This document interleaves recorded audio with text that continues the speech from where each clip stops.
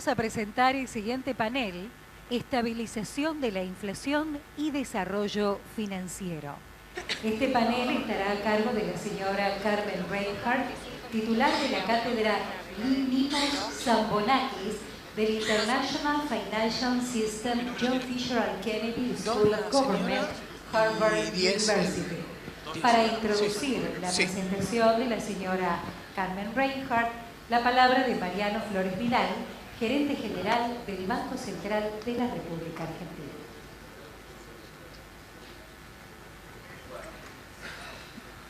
¿Se escucha? Sí. Bueno, muchas gracias por seguirnos en estas jornadas. Hemos tenido ya un panel de desinflación, donde tratamos temas de desinflación, otro panel de estabilidad financiera, y en esta oportunidad tengo el honor de presentar a Carmen Reinhardt, que nos va a hacer la síntesis de lo que es desinflación y estabilidad financiera. Carmen ha dedicado su vida académica a estudiar temas de crisis financieras, de inflación y de estabilidad financiera. Su último libro, que ha sido un bestseller junto con Ken Rogoff, This Time is Different, abarca 8 siglos de crisis financieras y sus resoluciones. Espero que esta vez en Argentina podamos decir que esta vez fue diferente, digamos. Así que los dejo con Carmen para que nos haga su presentación.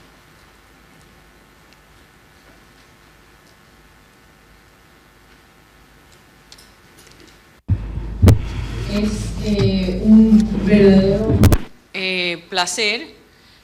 Quiero agradecer al gobernador Federico y a mi amigo Andy Neumeyer de muchos años por la invitación. Lo que quisiera decirles es que, dado que yo tengo una tendencia a ser creativa en el uso de palabras en español, dado que he estudiado en inglés, preparé la charla en inglés y voy a pasar a inglés, pero luego las preguntas las contesto en castellano.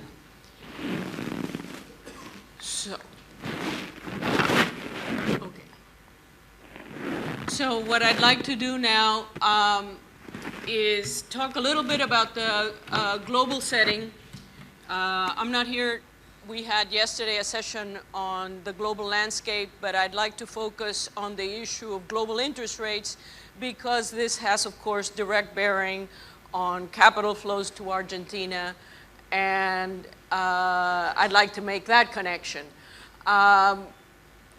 In the spirit of connecting dots, I'm going to talk a little bit also about some of the issues that were addressed yesterday about the speed of disinflation and the role that Carlos Vey talked about, of things like PPP rules and just the general concerns about overvaluation and potential overvaluation during inflation stabilizations. Then the eternal issue of whether, if you're a central bank and you're dealing with a government running a deficit, what is preferable, the inflation tax or debt financing? And if debt financing, is it domestic debt or is it external debt? Does it make a difference? And then the larger share of my commentary is on the issue of really the very fascinating previous session. Fascinante de esta sesión acerca de la profundización financiera, cuando ella es una bendición o cuando es fuente de preocupación. Esa es mi hoja de ruta para hoy, y sin más que decir, entonces comencemos por subrayar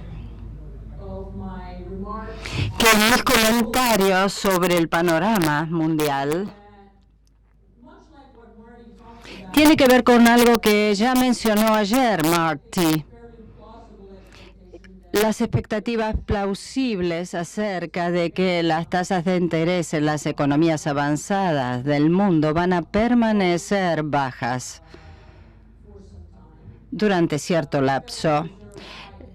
Hay un endurecimiento de parte de la Reserva Federal en este momento y deseo agregar algunos elementos para complementar algunos de los comentarios que ayer hizo Marty. Creo que una razón urgente para el gradualismo en las economías avanzadas es que estas economías están increíblemente apalancadas.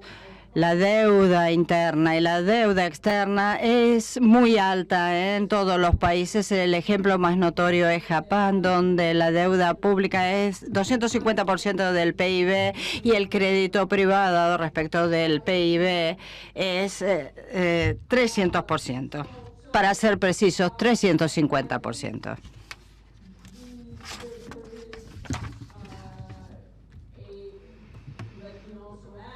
Voy a agregar que, además del sobreendeudamiento persistente y las tasas de interés, que son realmente el combustible del alto nivel de deuda, por todas las razones que escuchamos ayer, las preocupaciones sobre el crecimiento sostenible y también esa inflación que es muchas veces algo que vemos en nuestros sistemas y que es justamente el surgimiento de los rendimientos altos. Es algo que se persigue en las economías. Cuando uno tiene los administradores de fondos de pensión, los administradores monetarios y sociedades gerentes en las economías avanzadas, vemos que los rendimientos muchas veces son negativos en términos nominales y surge entonces un incremento del arbitraje financiero que implica oportunidades y es un mecanismo muy potente. Argentina ha llegado al mercado en un momento en que la bonanza del flujo de capitales y de las materias primas o commodities para las economías emergentes se estaba reduciendo. Y, de hecho, se trate del gobierno argentino, federal o provincial o del sector privado,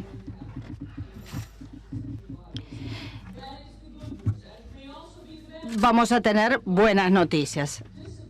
Pero hay malas noticias. La disciplina en términos de préstamos no va a llegar desde el exterior. No va a, si llega del exterior, en general llega muy tarde. Entonces, voy a, en las próximas transparencias, muy brevemente, antes de pasar al resto, abordar el tema de las tasas de interés antes de pasar a la estabilización. Acá voy a mostrarles una visión amplia de lo que ocurrió luego de la Segunda Guerra Mundial. Tuvimos 3 episodios sostenidos de tasas de interés negativas. Primero, uno muy prolongado luego de la Segunda Guerra Mundial, una época en que los flujos de capital internacionales fueron controlados con la autarquía financiera luego de la creación del sistema de Bretton Woods. En aquellos días, la Argentina se financiaba a sí misma a través de la deuda interna prácticamente, como la mayoría de los países.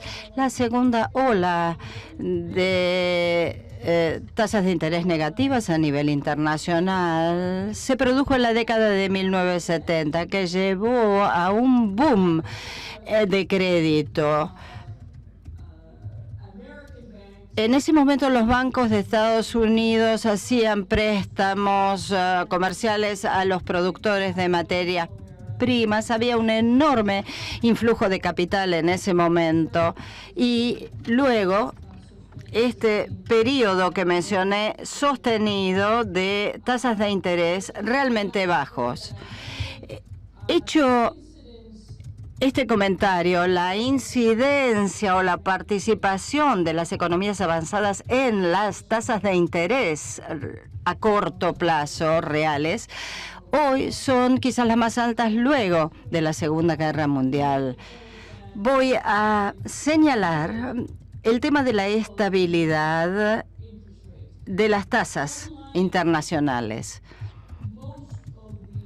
A diferencia de lo que ocurrió en la década de 1980, 1990 y el año 2000 en cuanto a las crisis financieras globales donde los mercados vieron cómo determinaban justamente estas tasas de interés reales, los bancos centrales en todas partes del mundo intervinieron, de manera que la participación de estos bancos en este momento se encuentra en niveles muy altos, mucho más altos de lo que se registró luego de la Segunda Guerra Mundial. La mitad del stock de las letras de tesorería de los Estados Unidos está en manos de la Reserva Federal o de entidades oficiales.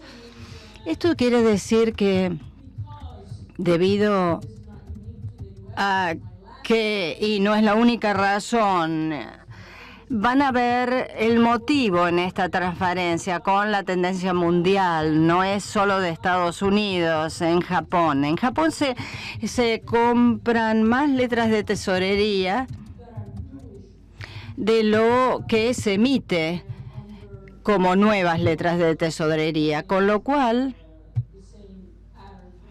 ven el mismo patrón que se aplica en Europa. ¿Y qué quiere decir esto? Que debido a la enorme porción en manos de los jugadores oficiales, reduce la volatilidad de las tasas de interés, están bajas, baja la volatilidad, y esto también quiere decir algo que refuerza este punto, la búsqueda de rendimiento que está vivo y va a permanecer de esta manera. El panorama global o mundial que mencioné anteriormente agrega en este momento presiones para estabilizar en la Argentina. La comunidad financiera internacional en este panorama mundial está presionando, por así decirlo, a la Argentina para que estabilice. Esta información está tomada del informe económico mundial, el WEO. Todos los países en este informe del Fondo Monetario Internacional, Perspectivas Económicas Globales, marcan un entorno de baja inflación. Hemos estado escuchando este mensaje una y otra vez durante los últimos 2 días, cuando se hablaba de desinflación y estabilización financiera. La tasa de inflación de la Argentina hoy es la mitad de lo que solía ser no hace mucho tiempo y se mantiene alta, sí, debo decirlo, según los parámetros internacionales, pero es mucho más baja de lo que solía ser. Y esto nos lleva a destacar la importancia del tema que venimos cubriendo estos últimos días y que tiene que ver con los principales desafíos que plantea la estabilización y cuán rápidamente hay que llevarla a cabo. De manera que, observando la intersección entre los esfuerzos de estabilizar, reducir la inflación y los comentarios anteriores que mencioné, las entradas de capital en la Argentina van a seguir en esta situación, persistiendo de manera sistemática. ¿Y cuáles son los factores macroeconómicos en la intersección de ambos puntos? Bueno, a la derecha ven los efectos macroeconómicos que mencionó Carlos Beck ayer, que están basados en el aspecto monetario o en el aspecto cambiario a los efectos de la estabilización financiera. A la derecha van a ver los efectos macro que tienen que ver con la enorme entrada de capitales que tiene que ver con su movimiento anual en la República Argentina. Aquí vemos que si uno fija el tipo de cambio o si de alguna mente pone como meta algún monetario agregado, se va a poder estabilizar la inflación y se va a producir una real apreciación como resultado. Si la entrada de capital es muy grande y además aumenta la demanda hacia adentro, hacia el interior del país, también hay una presión muy grande para la apreciación real. Y esto constituye un desafío que queda reforzado por la intersección con la estabilización de la inflación ante la enorme entrada de capitales. Esto ha sido una fuente de preocupación recurrente. Todo el mundo prefiere la entrada de capital antes que la salida de capital, pero muchas veces esas entradas de capital, sí, por supuesto, son bendiciones, hay una apreciación real sostenida, aumenta la competitividad, pero si bien se produce de forma significativa esa apreciación real, a veces no siempre los resultados son positivos. Graciela Kaminsky, hace unos años, hablaba de indicadores de crisis financieras y cuando la apreciación real es sostenida,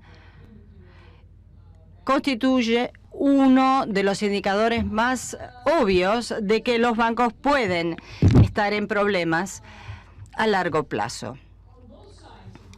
Si ustedes ven las dos columnas de esta transparencia, tenemos los auges de crédito, tenemos las entradas de capital, una conexión muy sencilla, y ello permite no solo crear flujos de cartera, sino que involucran justamente a los bancos locales. Esa tentación de resultar atractivos, los bancos para hacer préstamos al exterior, producen episodios, como hemos visto, de influjos de capital. Entonces los bancos de alguna manera prestan al exterior y tienen problemas a nivel interno y se produce una oportunidad para el arbitraje financiero, que en diversos grados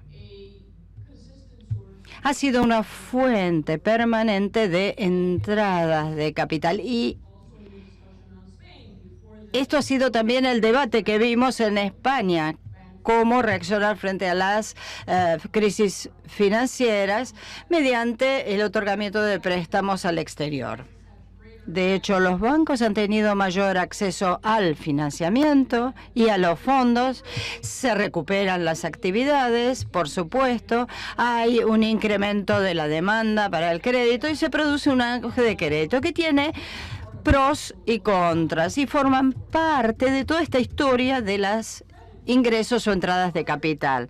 Los auges de crédito también forman parte de todos los planes que están basados en el tipo de cambio, como mencionó Carlos ayer. Hay un auge temprano y luego una recesión y forman parte de lo que estamos comenzando a ver en este entorno cuando nos dirigimos hacia las últimas etapas de las anclas monetarias y la estabilización de la inflación. Entonces tenemos el auge, la recesión y luego se produce una nueva recuperación del crédito con un posterior auge.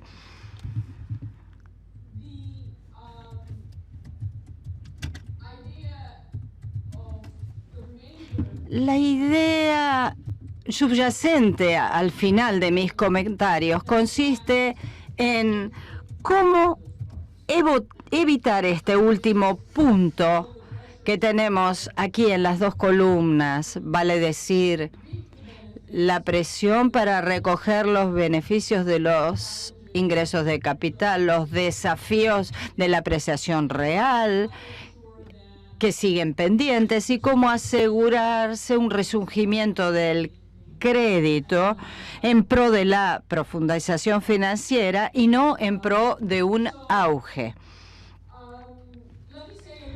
Ahora vamos a establecer la conexión entre las preocupaciones acerca de la apreciación del tipo de cambio real durante los episodios de desinflación y también durante los episodios de ingresos de capital.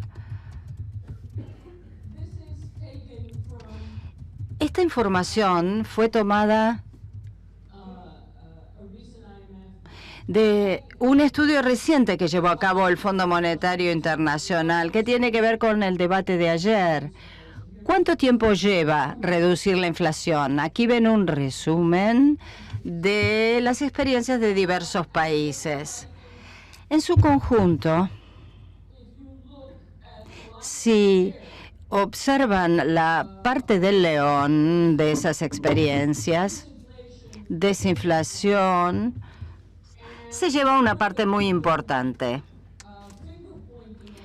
Uno de los puntos de este ejercicio tiene que ver con la inercia que produce la desindexación, las expectativas,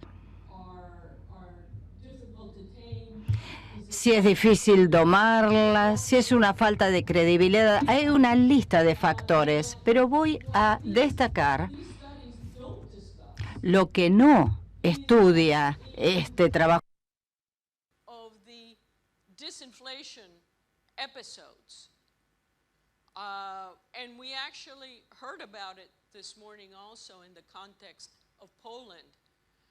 But we also heard references to it yesterday in the context of Chile and Colombia.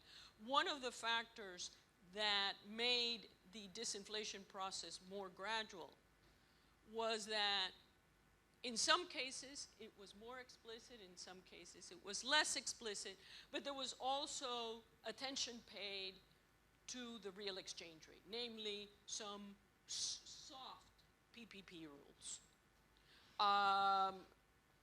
which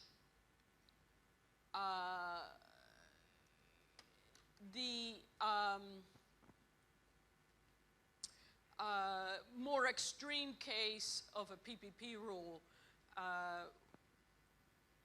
is not what I'm talking about. I'm talking about the kind of flexibility that Colombia and Chile had, that when it looked like by different measures the real exchange rate had become overvalued, and overvalued, what was seen as overvalued, we can discuss that, but then monetary policy leaned towards a less aggressive stance. I'm not talking about a rigid PPP rule like what we saw, say, for example, in Brazil, among others, in an earlier era.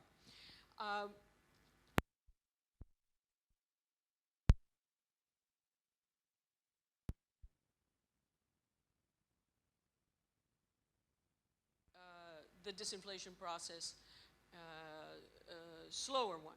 Now, one of the things that I'd like to highlight is that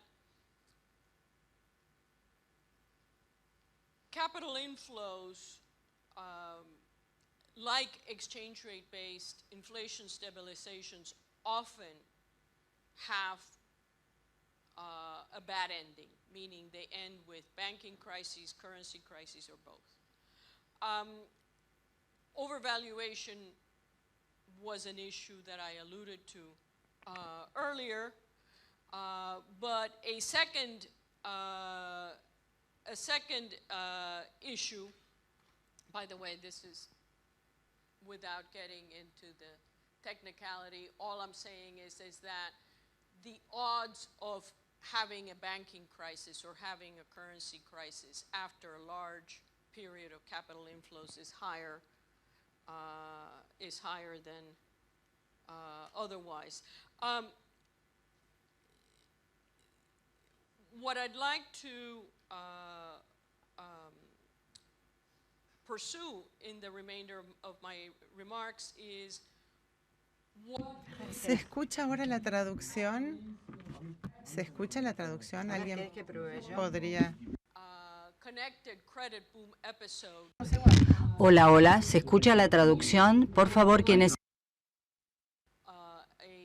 financial crisis. So in that context, let me go back to the issue of gradualism versus shock.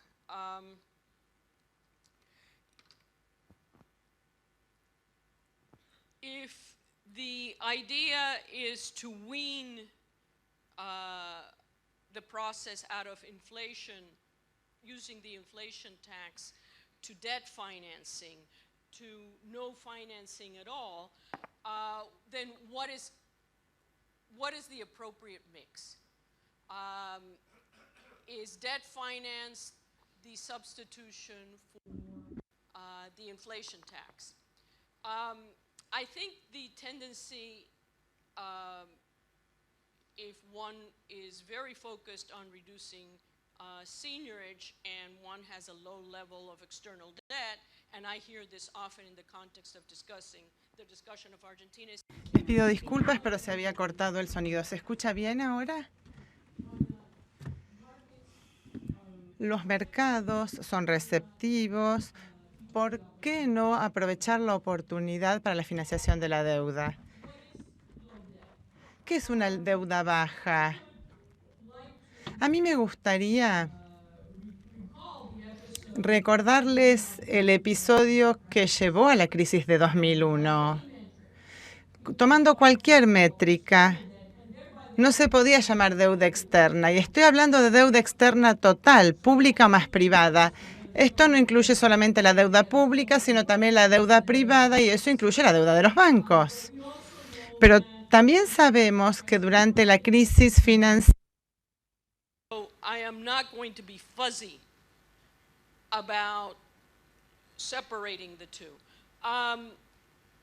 In the context of the 2001 crisis, one would look at the external debt numbers of Argentina, let alone contrast them to what the advanced economy debt is on the eve of the 2008 crisis, and would say, what's there to worry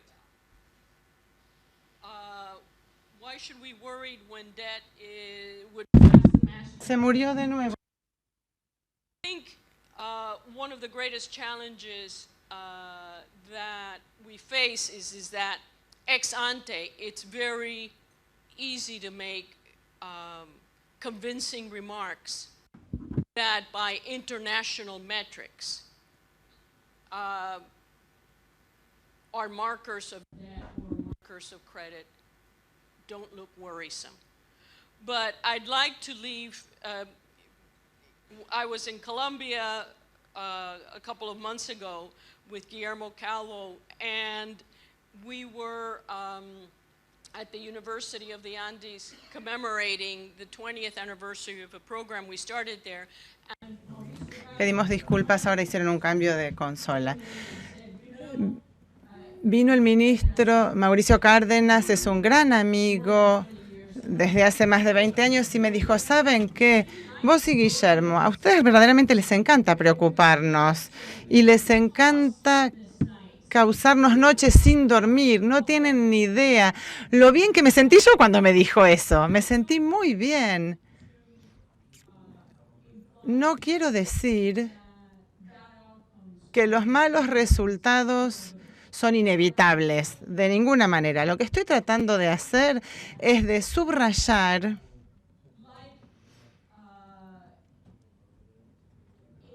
que, al igual que en otros casos, nunca sabemos cuáles son los shocks temporarios, cuáles son permanentes, y el tema de resolverlo ex ante.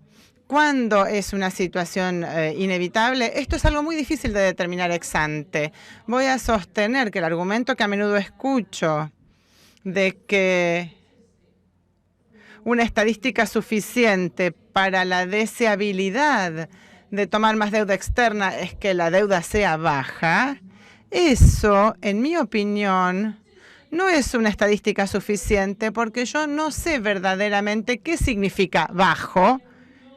Y además sabemos que los cambios en la moneda, cuando son drásticos, pueden cambiar algo bajo y convertirlo en algo alto muy rápidamente, y si no, Fíjense en la pequeña mesa, que era una función, en esa tabla pequeña, perdón, que era una función que mostraba el cambio marcado en el tipo de cambio. Ahora seguimos entonces con las cuestiones que bien tienen que ver con la precaución.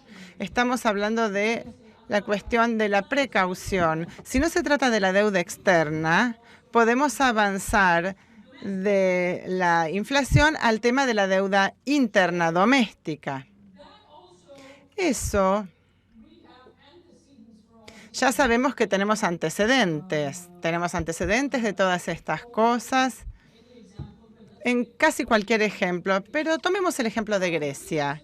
Grecia era un país que durante muchos años, y lo vieron en una de las primeras slides, que Grecia era uno de los países a los que les llevó bastante tiempo estabilizar la inflación.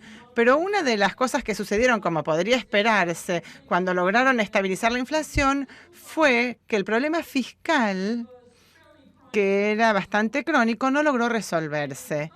Y debido a que no se resolvió el problema fiscal, el problema de la inflación se resolvió y hubo una sustitución del señoreaje, esa financiación, a la financiación de la deuda. Y creo que esto no forma parte de la historia, pero todos sabemos de qué manera esto ha tenido un papel que desempeñar. Esto ha habido un gran aumento de la deuda pública, que fue la combinación de haber tenido un cambio significativo en la política monetaria sin un cambio significativo de la política fiscal. Por eso creo que hay que subrayar estos puntos anteriores que hacían referencia al hecho de que el desafío último para el Banco Central, y esto lo hemos escuchado muchas veces, es esperar que la parte financiera, la parte fiscal, ayuden a poner la casa en orden.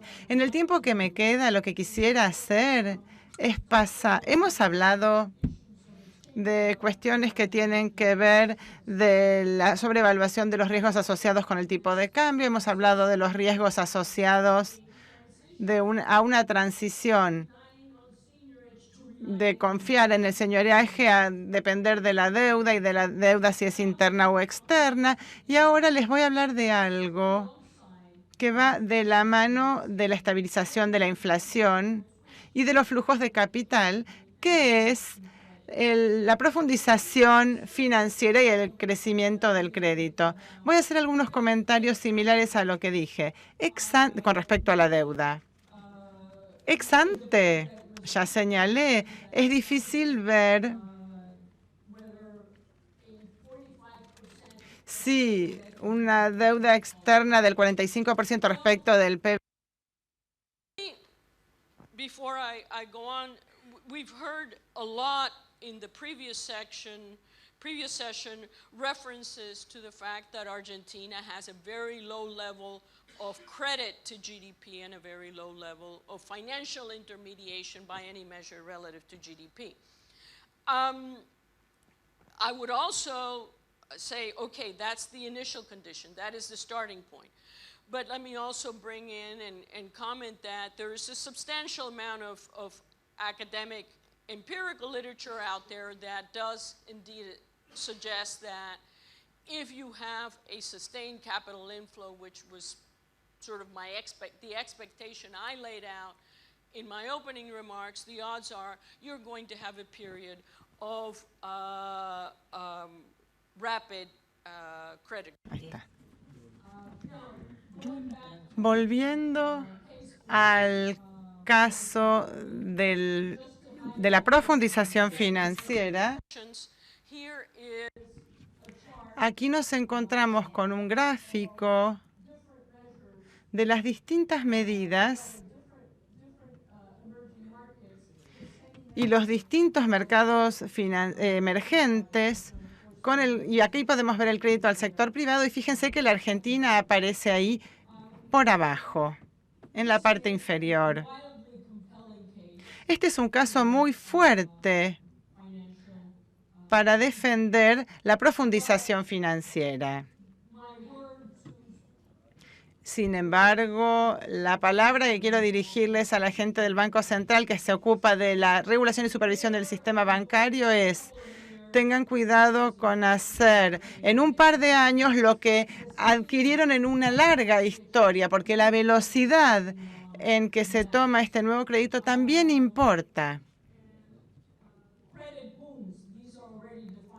Los booms crediticios son algo que ya está definido como algo que va más allá de la profundización financiera.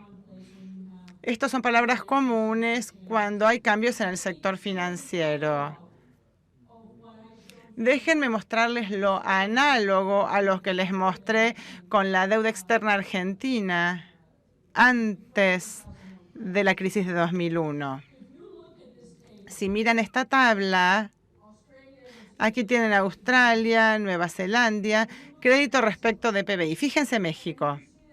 Aquí pueden ver en que en 1993 México tenía 33%, pasa a 39%. ¿Se alarmarían ustedes? Lo sabemos ex ante que esto estuvo asociado con una crisis significativa, pero lo que quiero hacer aquí, para dejar algo de tiempo para las preguntas, es recordarles algunos de los problemas que se plantearon y a los que deberíamos prestarles atención. Ya hemos escuchado al presidente Linde que los créditos impagos también se veían bien antes de la crisis. También sabemos que estos préstamos en mora pueden ser un indicador de retraso. Entonces, ¿qué miramos? El crecimiento del crédito. También vemos la selección adversa. La selección adversa es algo que acelera se acelera cuando hay ingresos de capital.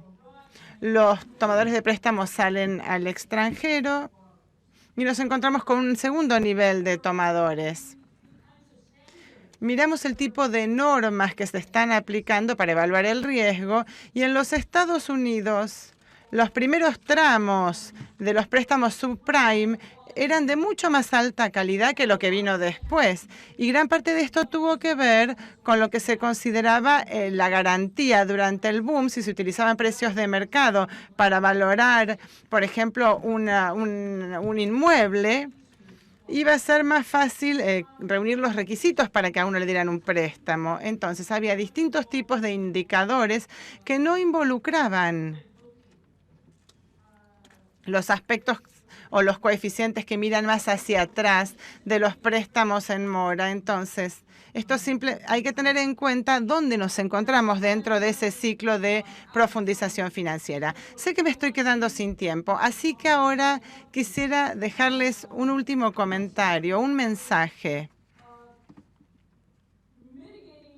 Mitigar el riesgo de los booms de crédito es algo que ha sido un tema muy importante en los últimos años, entre 2003 y 2013. Muchos países en los mercados emergentes recibieron muchísimos flujos de capital.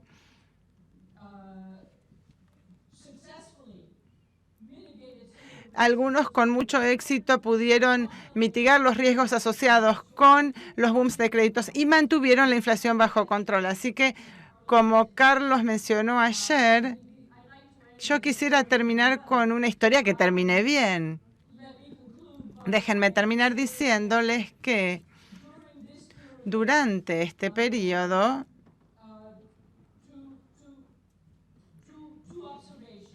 se pueden hacer dos observaciones. La estabilización de la inflación que se vio en los mercados emergentes y en América Latina ha producido algo muy positivo, que es niveles relativamente bajos de un pass-through del tipo de cambio. Eso número uno. Y número dos, si se fijan en el trabajo que estuve haciendo con Christoph Trevish con respecto a cómo son los ciclos de precios de los commodities y de flujos de capitales y cómo terminan, este es el primer ciclo desde los años 1800 que no hay un pico espectacular de defaults. Toquemos madera y a medida que avanza la historia y mientras esto sucede, nunca sabemos qué va a pasar en la ópera hasta que cante la cantante gorda. Es un dicho muy americano que entiendo que algunos no van a entender. De todos modos, voy a terminar aquí diciéndoles que parte del trabajo que hicimos nosotros y otros sugiere que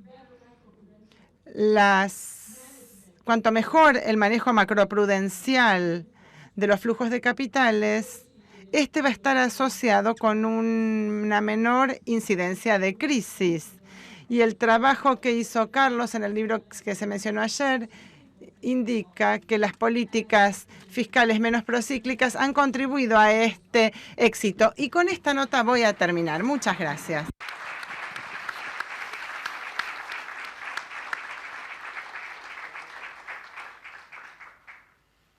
Bueno, tenemos 7 minutos para preguntas, así que, Andy.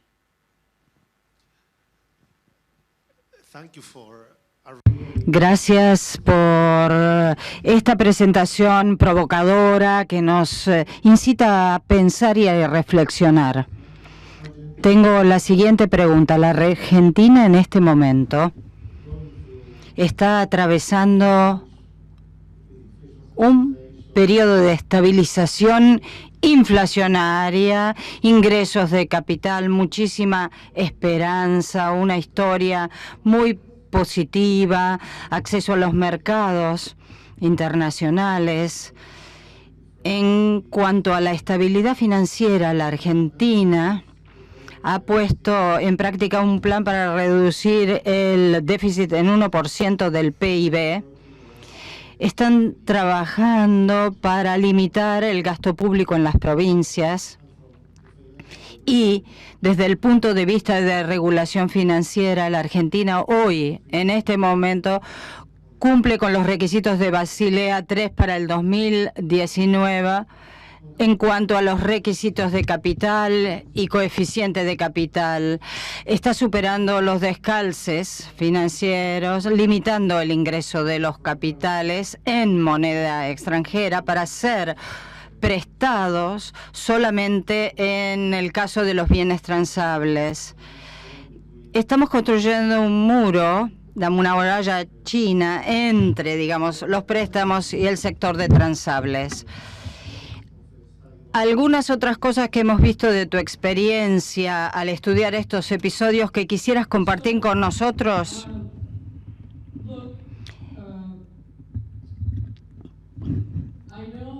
Sé que, como el comentario que hizo Julio ayer al mencionar que habían atravesado un periodo de mucha regulación financiera con un alto nivel de autarquía para pasar del otro lado. A mí me preocupa los préstamos privados, offshore. ¿Por qué? Porque en definitiva los préstamos privados luego se reflejan en los balances del sector privado, específicamente bancos. Y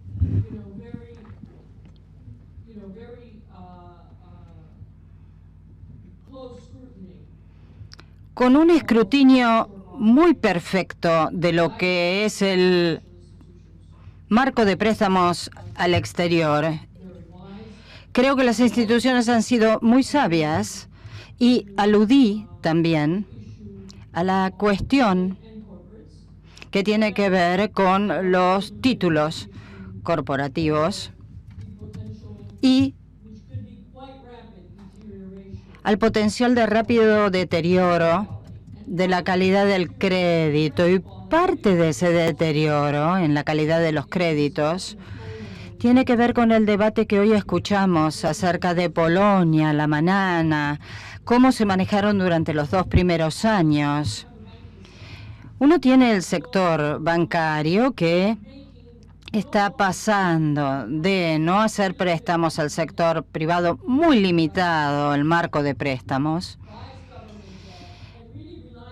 con deuda del gobierno y altos márgenes de intermediación entre los depósitos y el nivel de préstamos, que es estable pero estancado, creando una dinámica donde el precio de los nuevos créditos requiere evaluación de riesgos de diferente naturaleza. Bueno, tenemos mucho espacio para cometer errores. Sea lo que fuere que se hace desde el lado de la supervisión y evitando la prociclicidad, como pasa en las hipotecas, si bien las hipotecas tienen solo un 1% de participación respecto del PIB, algo muy pequeño, si eso crece, y aprendemos de los errores cometidos por las economías avanzadas, podemos decir que en términos del proceso de valoración es muy útil. Si analizamos países como Canadá, Australia y Nueva Zelanda, que también tomaron medidas en el momento oportuno y tenían altos coeficientes de apalancamiento, hemos visto que se hizo más discriminatorio el préstamo a las viviendas. Denominaciones de deuda entre deuda externa y deuda en moneda extranjera.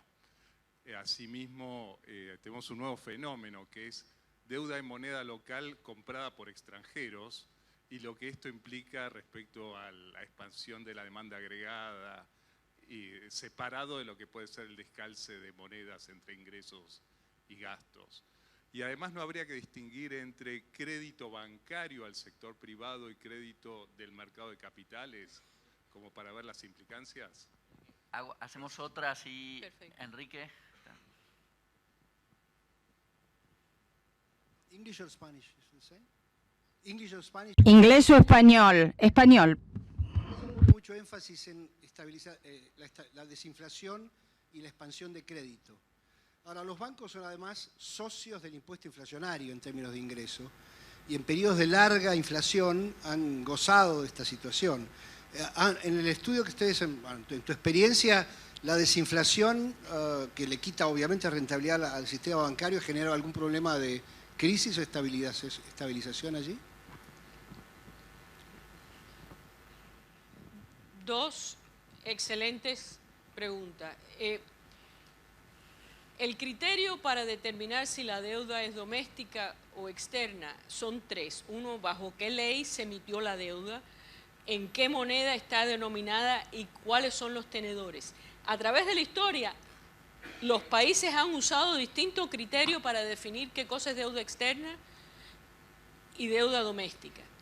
Yo creo que cualquier deuda que tenga una de esas tres características, vaya, si los tenedores son mayormente externos, no importa si la deuda, si hay alguna reestructuración, claro que importa la ley donde fue emitido, pero la línea que divide lo que era la división, así por decirlo, pura, de deuda doméstica, es decir, deuda emitida en moneda doméstica, con tenedores domésticos y bajo ley doméstica, y la verdadera deuda externa, esas líneas han sido, es parte del proceso de globalización. Es decir, que yo la trataría honestamente como potencialmente externa, sin la parte, obviamente, de currency mismatches. Ese es el punto que yo estaba tratando de hacer también con lo de Grecia. La mayor parte de la deuda de Grecia fue emitida bajo ley doméstica, pero era los tenedores y era también en moneda doméstica, pero eso lo podemos debatir porque el euro de verdad no es doméstico, pero con tenedores externos, pero es el punto que esa línea que divide los dos se ha hecho muy débil. Con el punto de si me preocupa lo de los bancos. Claro que me preocupa lo de los bancos porque es lo que yo quiero decir, y esto es, uno lo ve no tanto necesariamente por estabilización de inflación per se, aunque eso también es un factor, pero lo ve también cuando hay liberalización financiera. Es decir, de que uno pasa de uno lo que ve es de que los bancos acaban de salir de un periodo donde la decisión principal era comprar deuda del gobierno, tener ciertos márgenes establecidos por las tasas de interés en depósitos generalmente más controladas y demás, a una situación donde esos márgenes empiezan a reducirse y hay todos los incentivos para tomar más riesgo. Y los bancos toman más riesgo porque quieren mantener el margen. Parte también de esa disminución del spread es de que en algún momento también empieza a incrementarse la competencia y empieza ya también la competencia por depósitos. Y eso es lo que lleva, no es inevitable. Yo no quiero dejar el mensaje que para nada un fin dramático es necesario, pero es lo que lleva tantas veces a que las liberalizaciones financieras sean periodos de tanta vulnerabilidad para el sector bancario y que muchas de ellas terminan mal. Bueno, ya estamos en tiempo. Muchísimas gracias, Carmen. Muchas gracias a todos.